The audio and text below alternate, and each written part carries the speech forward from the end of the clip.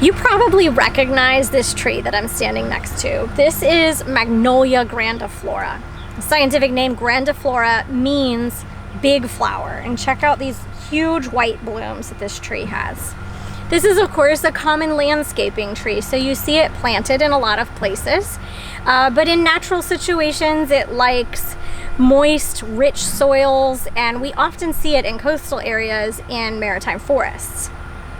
This is one of the first plants, first flowering plants that evolved. So it has a relatively primitive flower structure, and believe it or not, it actually evolved before bees even existed. So scientists think that early magnolias were probably pollinated by beetles. So they have these really large flower structures that if a beetle were to get in there and crawl around, it could pick up the pollen and carry it to another flower. They have these really sort of thick, leathery leaves with this rusty color on the bottom side. And these are evergreen, so they have leaves year-round.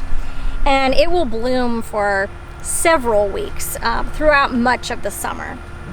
If we take a look at these flowers, as I said before, they're relatively primitive in their structure. And so they don't really have the sort of typical sepals, petals, distinctive whorls of parts. Everything is just sort of undifferentiated. So we have, these are called tepals because it's just sort of a generic petal-like structure. A couple of whorls of those.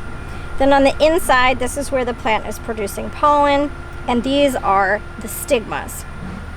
So when the pollen is transferred to each one of these, this little curly thing, basically the base of each one of those turns into a seed, and so you have the magnolia cones that ripen later in the summer and into the fall, and they turn sort of dark with these really bright red berries in them. Pretty distinctive looking.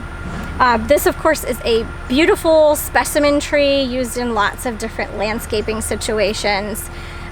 They don't get quite as big as maybe like a live oak tree, but they can have quite a spread, and they produce really dense shade underneath their canopy.